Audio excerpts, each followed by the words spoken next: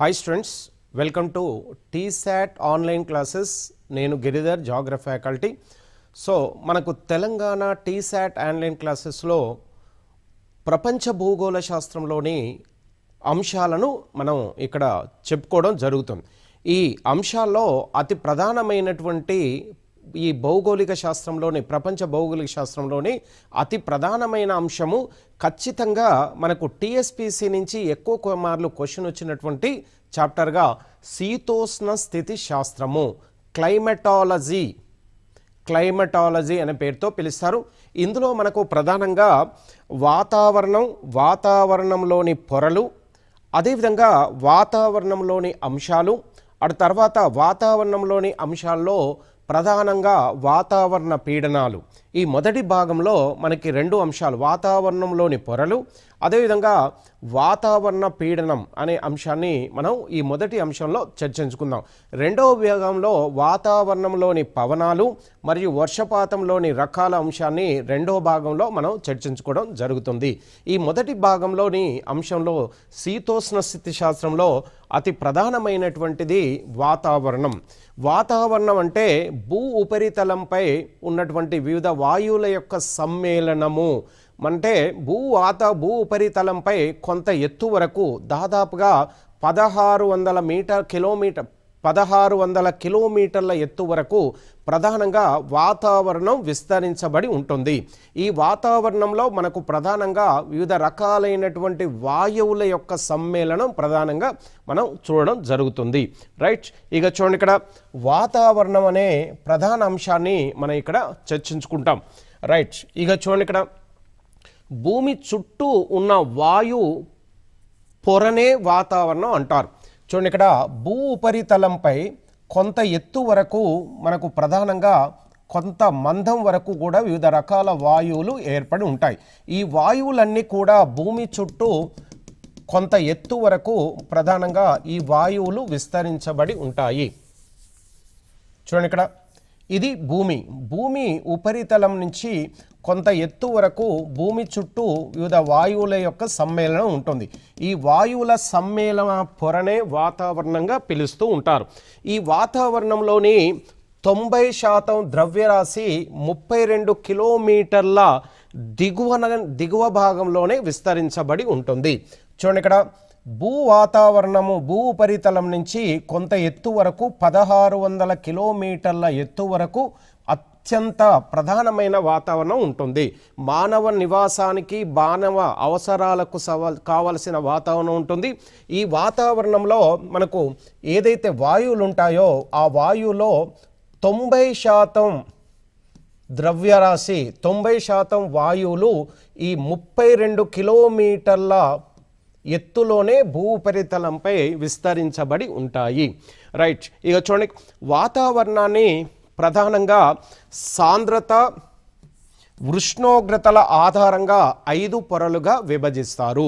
భూ ఉపరితలం నుండి మనకు ప్రధానంగా ఏవైతే వాయు పొర ఉందో ఈ వాయు పొర దేని ఆధారంగా, ఈ వాయు పొర మొత్తాన్ని ప్రధానంగా సాంద్రత, ఉష్ణోగ్రతలను ఆధారంగా చేసుకొని భూ ఉపరితలం నుంచి ఏదైతే వాతావరణ మందం ఉంటుందో ఆ మందాన్ని 5 పొరలుగా విభజించారు. ఈ 5 పొరల్ని దేని ఆధారంగా విభజించారంటే వాతావరణ సాంద్రత మరియు ఉష్ణోగ్రతలను ఆధారంగా చేసుకొని విభజించారు. చూడండి, ఇక్కడ వాతావరణం అనగా వివిధ వాయువుల యొక్క సమ్మేళనము. భూమి ఉపరితలం నుంచి కొంత ఎత్తు వరకు అంటే దాదాపుగా సరాసరి 1600 కిలోమీటర్ల మందంలో వివిధ వాయువుల సమ్మేళనం ఉంటుంది. దాన్నే వాతావరణ పొర అన్నారు. ఈ వాయువులో మనకు ప్రధానంగా ఏమేమి ఉంటాయనే విషయం తీసుకుంటే నైట్రోజన్ 78% ఉంటుంది, ఆక్సిజన్ సరాసరి 21% ఉంటుంది. అంటే ఈ రెండు వాయువులే వాతావరణంలో 99% ఆక్రమించాయి. మిగిలిన 1% యొక్క వాతావరణం ఏమేమి ఉంటాయనే విషయాన్ని తీసుకుంటే argon, neon, carbon dioxide, krypton, xenon, అదేవిధంగా hydrogen, helium, ammonium, and also ammonium వంటి వివిధ వాయువుల యొక్క సమ్మేళనమే వాతావరణ పొర అంటారు. Okay, right. ఇక చూడండి, ఇక్కడ ఈ ఉష్ణోగ్రత సాంద్రతలను ఆధారంగా చేసుకొని భూ ఉపరితలంపై ఉన్న వాతావరణాన్ని 5 పొరలుగా విభజించడం జరిగింది. అందులో భూమికి అతి దగ్గరగా ఉన్న పొర ట్రోపో ఆవరణం. ఇది మిశ్రమ ఆవరణం అనే పేరుతో పిలుస్తారు. అంటే ఇక్కడ దాదాపు అన్ని రకాలైనటువంటి వాయువులు అత్యంత ఎక్కువ సాంద్రతతో అధిక ఉష్ణోగ్రతతో ఇవి ఏర్పడి ఉంటాయి. భూమికి అతి దగ్గరగా ఉంటాయి. భూమి యొక్క గురుత్వాకర్షణ శక్తి ద్వారా అత్యధిక వాయువులు అత్యంత ఎక్కువ సాంద్రతతో భూమికి దగ్గరగా రావడం జరుగుతుంది. ఈ పొర భూమధ్య రేఖ వద్ద 18 కిలోమీటర్ల మందంలో, అదేవిధంగా ధృవాల వైపుకు వెళ్ళే కొద్దీ ఇది 8 కిలోమీటర్లు మాత్రమే ఎత్తుని కలిగి ఉంటుంది. చూడండి, ఇక్కడ ఇది భూ ఉపరితలం అనుకుంటే, భూ ఉపరితలంలో ఇది ట్రోపో ఆవరణం, ఇది స్ట్రాటో ఆవరణం, మేసో ఆవరణం, ఐనో ఆవరణం, ఎక్సో ఆవరణం అనే 5 పొరలు ఉన్నాయి. చూడండి, ఇక్కడ ట్రోపో, స్ట్రాటో, ఇది మేసో, ఇది ఐనో, ఇది ఎక్సో. ఇవి 5 పొరలు. ఈ 5 పొరల్లో భూమికి దగ్గరగా ఉన్న పొర ట్రోపో ఆవరణం. ఈ ట్రోపో ఆవరణం యొక్క మందం మనకు భూ కేంద్రం వద్ద, ధృవాల వద్ద దీని యొక్క ఎత్తు 8 కిలోమీటర్లు ఉంటే, అదేవిధంగా భూమధ్య రేఖ, ఇది భూమికి సరిగ్గా మధ్యలో భూమధ్య రేఖ. ఈ భూమధ్య రేఖ వద్ద దీని మందం 18 కిలోమీటర్లుగా ఉంటుంది. ఓకే, అంటే భూమధ్య రేఖ వద్ద అధిక ఉష్ణోగ్రత వలన సంవహన ప్రక్రియ చేత ఉష్ణోగ్రత అధికంగా ఉన్నప్పుడు వాయువులు అత్యంత ఎత్తు వరకు విస్తరించబడి ఎక్కువ ఎత్తులోకి వాయువుల విస్తరణ అనేది కొనసాగుతూ ఉంటుంది. దీని సగటు ఇది 8 కిలోమీటర్లు 18, సగటు తీసుకుంటే 26, 26 2 13, అంటే సరాసరి ట్రోపో ఆవరణం యొక్క మందం 13 కిలోమీటర్లుగా ప్రధానంగా ఉంటుంది. భూమధ్య రేఖ వద్ద అధిక ఎత్తు అంటే 18 కిలోమీటర్ల ఎత్తు ఉంటుంది. అదేవిధంగా ధృవాల వద్ద 8 కిలోమీటర్ల మందం మాత్రమే ఉంటుంది. అలా అధిక ఉష్ణోగ్రత మనకు భూమధ్య రేఖ వద్ద ఉండడం వలన అది ఎక్కువగా 18 కిలోమీటర్ల వరకు ఈ వాయువులు ఉపరితలం నుంచి ఎక్కువ ఎత్తుకు ప్రవహిస్తూ ఉంటాయి, అంటే ఎక్కువ ఎత్తుకు వెళ్తూ ఉంటాయి. దాన్ని అలా ఉష్ణోగ్రత అధికంగా ఉండడం వల్ల గాలులు ఎత్తుకి వెళ్ళడానికి గల కారణాలు తీసుకుంటే, ఇక్కడ ఉష్ణ సంవహన ప్రవాహాలు, అధిక ఉష్ణోగ్రత వలన అక్కడ ఉన్న వాయువులు యొక్క ప్రవాహము ఎక్స్పాన్షన్ అనేది ఊర్ధ్వముఖంగా ఉంటుంది. ఈ ఆవరణాన్ని ఘర్షణ పొర అంటారు. ఎందుకంటే ఇక్కడ ఎక్కువగా వాయువులు దట్టంగా అధిక ఉష్ణోగ్రత, అధిక సాంద్రత ఉండడం వలన వాయువుల మధ్య ఒక ఘర్షణ జరుగుతుంది. కాబట్టి దీన్ని ఘర్షణ పొర అనే పేరుతో కూడా పిలుస్తారు. ఈ ఆవరణంలో సాధారణ క్షీణత క్రమం సంభవిస్తుంది. చూడండి, ఇక్కడ సాధారణ క్షీణత క్రమం అంటే భూ ఉపరితలం నుంచి పైకి వెళ్ళే కొద్దీ 1 కిలోమీటర్ పైకి వెళ్ళే కొద్దీ ఉష్ణోగ్రత తగ్గుతుంది. 1 కిలోమీటర్ పైకి వెళ్తే మనకు ప్రధానంగా 6.5 డిగ్రీల ఉష్ణోగ్రత తగ్గుతుంది. దీన్ని ప్రధానంగా సాధారణ క్షీణత క్రమం అనే పేరుతో పిలుస్తారు. అదేవిధంగా పైకి వెళ్ళే కొద్దీ ఉష్ణోగ్రత పెరిగితే దాన్ని అసాధారణ క్షీణత క్రమం అనే పేరుతో పిలుస్తూ ఉంటారు.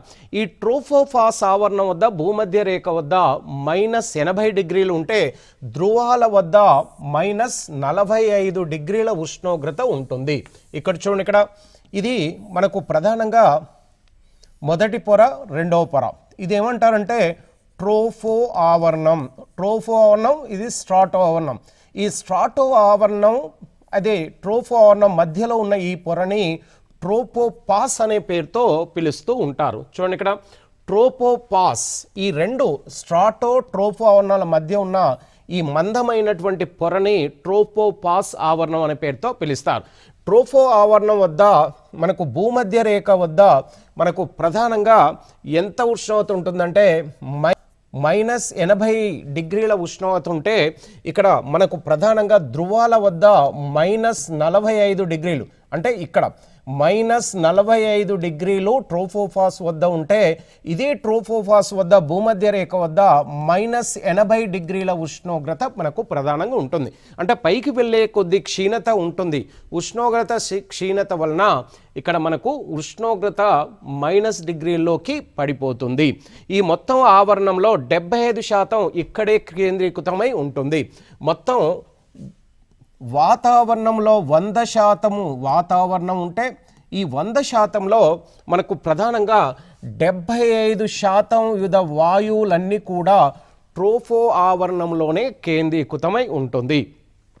ఈ ఆవరణం పై భాగంలో అత్యంత వేగంతో వీచే వాయురాశులైనటువంటి జెట్ స్ట్రీమ్స్ ఉంటాయి. ఈ వాయు అంటే ఈ ఆవరణం ఉపరితల ప్రాంతంలో అత్యంత వేగంగా పయనించే జెట్ స్ట్రీమ్స్ అనే ప్రవాహాలు, జెట్ స్ట్రీమ్స్ అంటే వాయు ప్రవాహాలు ఈ ప్రాంతంలో అత్యంత వేగంతో వీచే వాయు రాశులు ఇక్కడ ప్రధానంగా ట్రోపోఫాస్ వద్ద ఉంటాయి.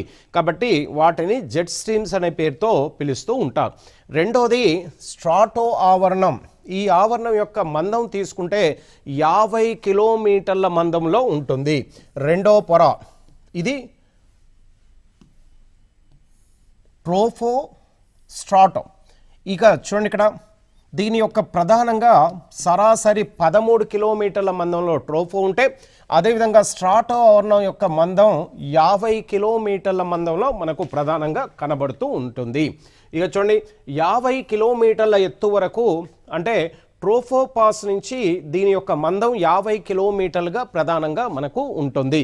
ఈ మేఘాల ప్రవాహం లేకపోవడం వలన ఇక్కడ జెట్ విమానాలు మనకు అత్యంత ప్రశాంతంగా ఎలాంటి నిరోధకాలు లేకుండా ఇక్కడ జెట్ విమానాలు ఎగురుతాయి.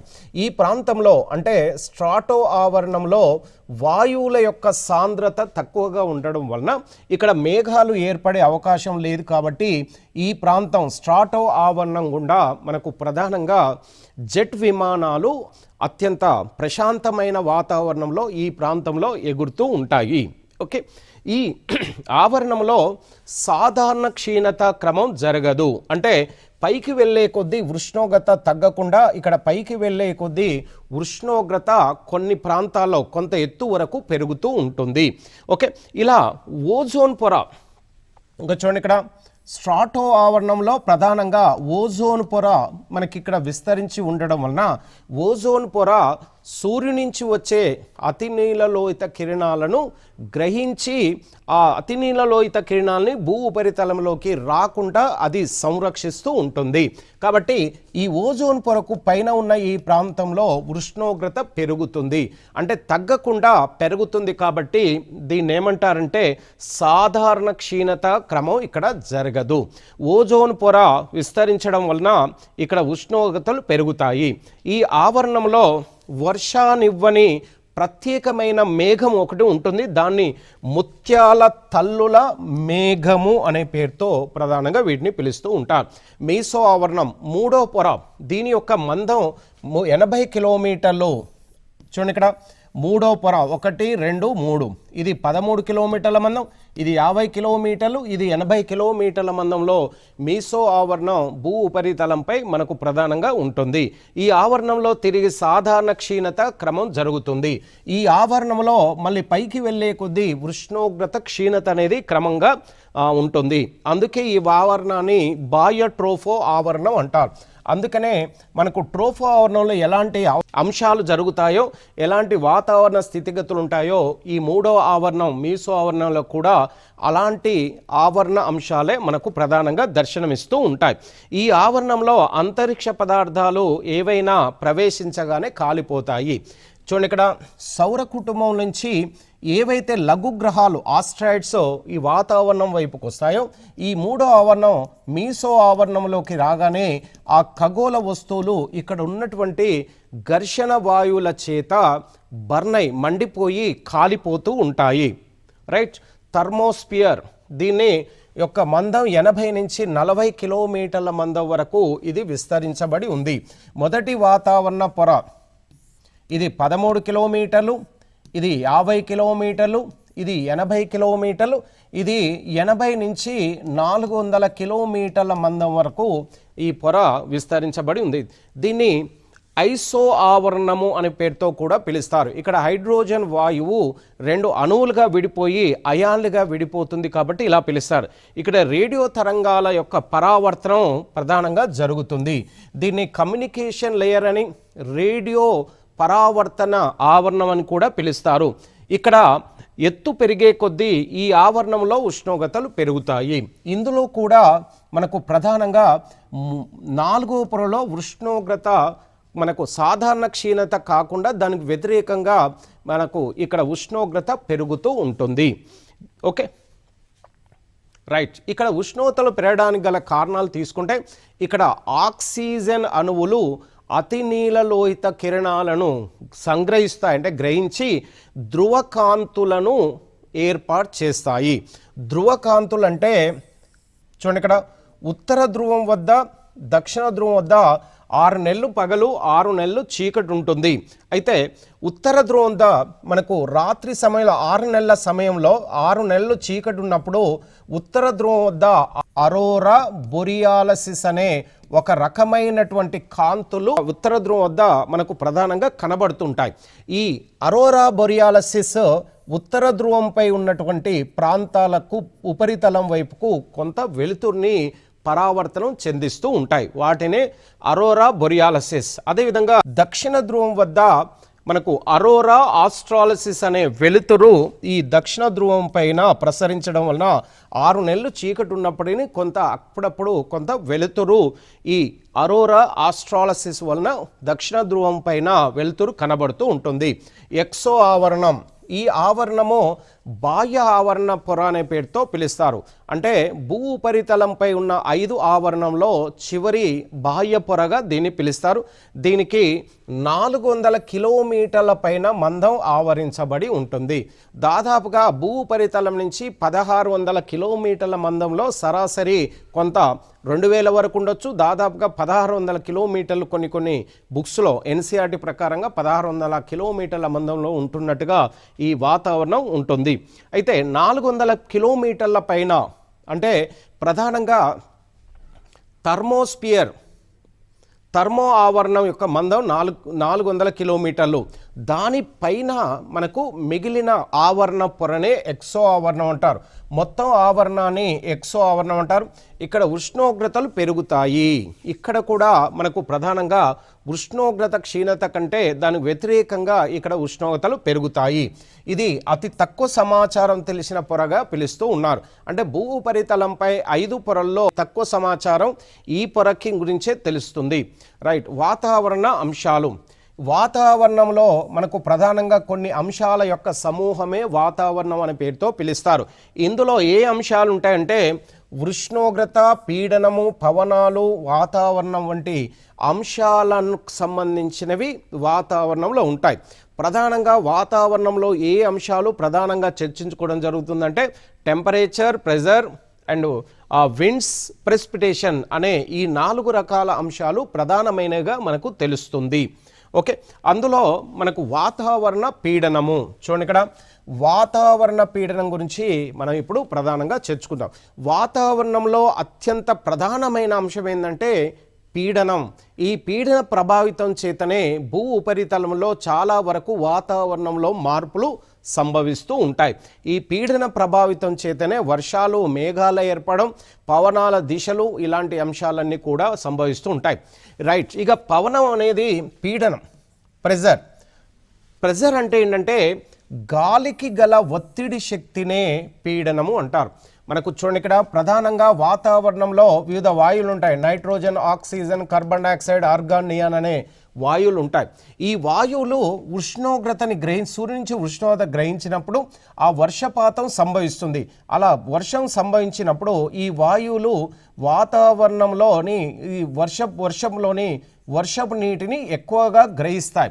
అలా వాయువులు గ్రహించినప్పుడు ఆ వాయువుల యొక్క బరువు పెరుగుతుంది. ఆ వాయువులు ఆ బరువుని భూ ఉపరితలం వైపుకు ఆ ప్రెజర్ చేస్తూ ఉంటాయి. అంటే భూమి వైపుకు ఆకర్షించబడతాయి వాయువులు. అలా ఆకర్షించబడే శక్తినే ప్రధానంగా పీడనంగా పిలుస్తుంటారు. సాధారణ వాతావరణ పీడనము అంటే భూ ఉపరితలం పైన మనకు సాధారణంగా ఒక సరాసరి యావరేజ్ ప్రెజర్ ఒకటి ఉంటుంది. ఆ పీడనము 1013.25 మిల్లీ బార్లుగా పిలుస్తూ ఉంటారు.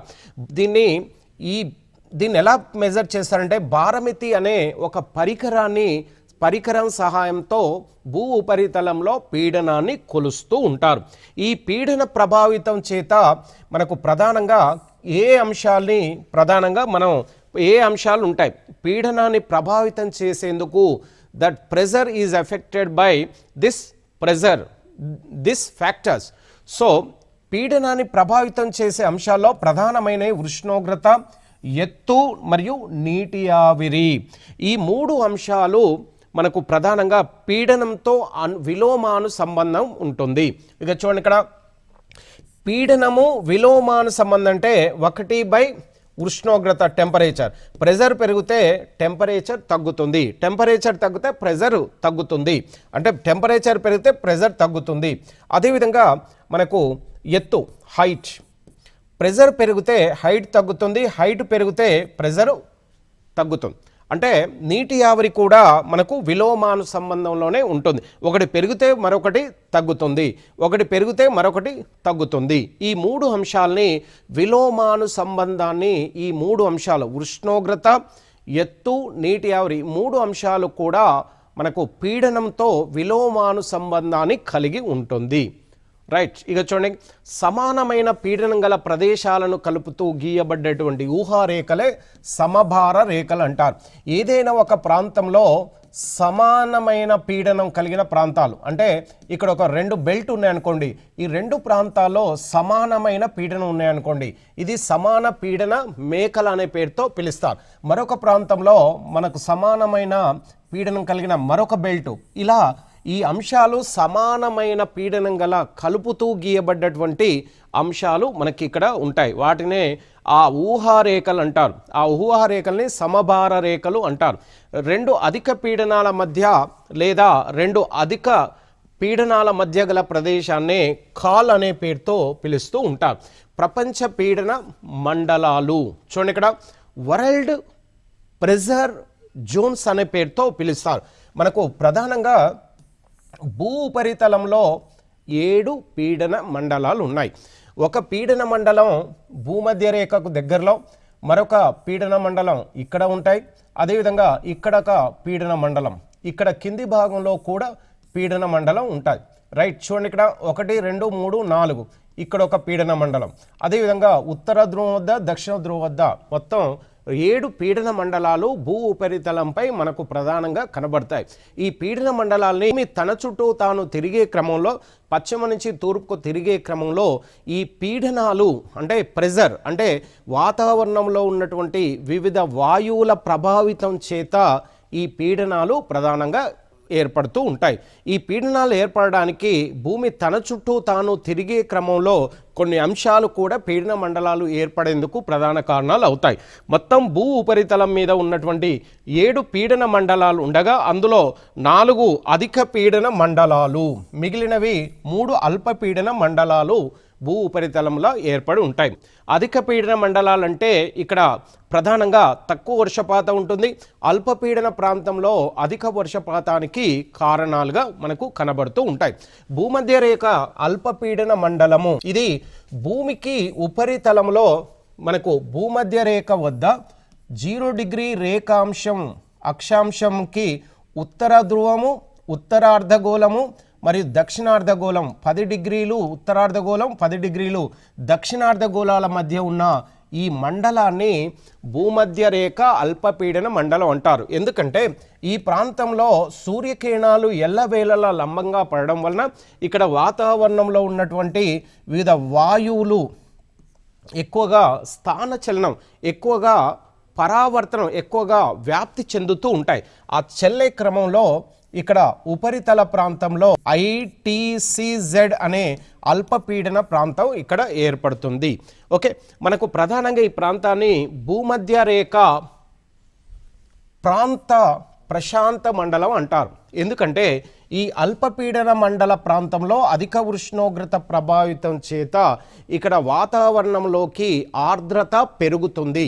అల్పపీడనం ఏర్పడ్డప్పుడు సముద్ర ఉపరితలం నుంచి మనకు కొంత నీరు ఆవిరి రూపంలో ఊర్ధ్వముఖంగా వాతావరణంలోకి ప్రవేశించి ప్రశాంత మండలంగా ఏర్పడుతూ ఉంటుంది. ఈ ప్రశాంత మండలాన్ని అంతర ఆయన రేఖ అభిసరణ ప్రాంతము అంటారు.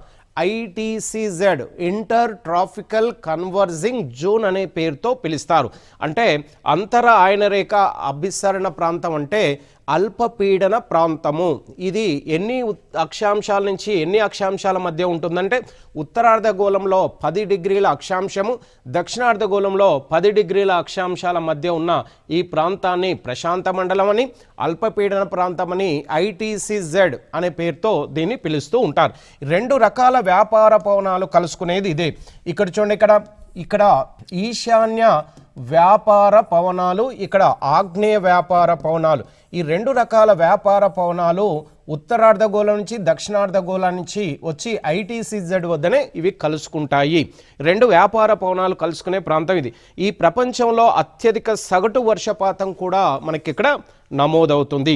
ఇక్కడ అధిక ఉష్ణోగ్రత వలన మనకు ప్రధానంగా ఈ అల్పపీడన మండలం ఏర్పడడం వలన ఇక్కడ సముద్రం నుంచి నీరు ఆవిరై అధిక వర్షపాతాన్ని ఇస్తాయి. రైట్. ఉప ఆయన రేఖ అధిక పీడన మండలం ఇది తక్కువ వర్షపాతం సంభవించే ప్రాంతము.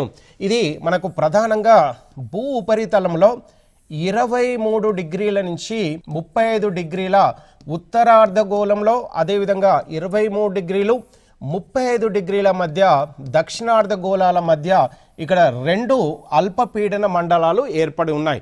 వీటిని ఉప ఆయన రేఖ అధిక పీడన మండలాలు ఇక్కడ మనకు ప్రధానంగా ఉత్తర దక్షిణార్ధగోళంలో 2 ఏర్పడి ఉన్నాయి. భూమధ్య రేఖ వద్ద పైకి లేచిన గాలులు 2 శాఖలుగా విడిపోయి ఈ మండలం వద్ద చల్లబడి సాంద్రత పెరిగి అధిక పీడనం ఏర్పడతాయి. చూడండి, ఇక్కడ భూమధ్య రేఖ ప్రాంతం అని ఇంతకుముందు చెప్పాం. భూమధ్య రేఖ మండలం అధిక అల్పపీడన మండలం నుంచి గాలులు పైకి లేచి ఈ 2 మండల ఉత్తరార్ధగోళం దక్షిణార్ధగోళం వైపుకు పయనించి ఉత్తర అర్ధగోళం దక్షిణ అర్ధగోళం వైపుకు ప్రయాణించి 2 శాఖలుగా విడిపోయి ఈ 2 మండలాల వద్ద చల్లబడి మరియు ఇక్కడ సాంద్రత పెరిగి ఈ ప్రాంతంలో అధిక పీడన మండలం ఏర్పడుతూ ఉంది. రైట్. ఈ ప్రాంతాన్ని సాధారణంగా తక్కువ వర్షపాతం సంభవిస్తున్నట్టుగా తెలుస్తుంది. ఇక్కడ ఈ వర్షపాతం అంటే ఈ మండలంలో ఎక్కువగా ఎడారులు ఏర్పడడానికి ఈ అధిక పీడన మండలమే ప్రధాన కారణం. ఈ ప్రాంతంలో గాలి వేగం శూన్యంగా ఉండడం చేత పైనుండి గాలులు కిందికి దిగుతూ సముద్రాల మీద అధిక భారాన్ని మోపడం వల్ల ఇక్కడ నౌకలు ముందుకు వెళ్ళలేకపోతాయి. చూడండి, ఇక్కడ మనకు ప్రధానంగా ఈ 2 మండలాలు అంటే ఉత్తరార్ధగోళంలో ఉన్నటువంటి 23 నుంచి 35 ఉత్తరార్ధగోళం దక్షిణాల మధ్య ఉన్నటువంటి ఈ ప్రాంతంలో మనకు ప్రధానంగా ఉష్ణోగ్రత క్రమం ఎక్కువగా ఉండడం వల్ల గాలి వేగము శూన్యంగా ఉంటుంది. ఈ వేగం తక్కువగా ఉండడం వల్ల గాళ్ళు కిందికి దిగుతూ సముద్రం మీద అధిక భారాన్ని మోపుతాయి.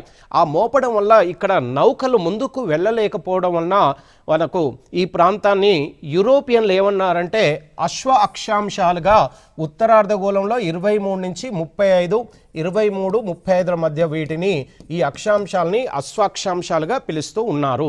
రైట్. ఉపధ్రువ అల్పపీడన మండలం ఇది ఉత్తరార్ధగోళంలో 45 డిగ్రీల నుంచి ఇక 65 డిగ్రీల మధ్య ఉత్తర దక్షిణార్ధగోళాల మధ్య ఇది ప్రధానంగా ఏర్పడి ఉండదు. భూభ్రమణం వల్ల ఏర్పడే అపకేంద్ర గాలుల వలన మనకు ఈ అపకేంద్ర బలాలు ఈ గాలులను విసిరివేయడం చేత ఏర్పడిన అల్పపీడన మండలంగా దీన్ని పిలుస్తూ ఉంటారు. ఇక్కడ గాలులు భూభ్రమణం వలన గాలులు ఈ ప్రాంతంలోకి విసిరివేయబడతాయి. అలా విసిరివేయబడడం వల్ల మనకు విసిరివేయడం చేత ఏర్పడిన అల్పపీడన ప్రాంతంగా దీన్ని పిలుస్తూ ఉన్నారు. ఇక్కడ పశ్చిమ పవనాలు మరియు తూర్పు పవనాలు కలుసుకునే ఈ ప్రాంతం వద్దనే మనకు సమశీతోష్ణ మండల చక్రవాతాలు కూడా ఏర్పడుతూ ఉంటాయి. రైట్. ధ్రువ అధిక పీడన మండలం ఇది ప్రధానంగా ఉత్తరార్ధగోళంలో 75 డిగ్రీల నుంచి 90 డిగ్రీల మధ్య ఇది ప్రధానంగా ఓన్లీ ఉత్తర అక్షాంశాల వద్దనే ఉత్తర ధ్రువంలోనే ఇది ప్రధానంగా ఏర్పడి ఉంటుంది. అల్ప ఉష్ణోగ్రత వలన ఈ పీడన మండలం ఏర్పడుతున్నట్టుగా మనకు తెలుస్తుంది. ప్రపంచంలో ఏమాత్రం వర్షం కురవని ప్రాంతంగా దీన్ని పిలుస్తూ ఉంటారు.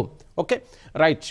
ఇక ఇది మనకు ప్రధానంగా వాతావరణానికి సంబంధించినటువంటి భూ ఉపరితలంపై ఉన్న 5 రకాల పొరలు, అదేవిధంగా వాతావరణ అంశాల్లోని అతి ప్రధానమైన అంశమైనటువంటి పీడన అంశాన్ని మనం వివరంగా మనకు ప్రధానంగా ఇక్కడ చూడడం జరిగింది.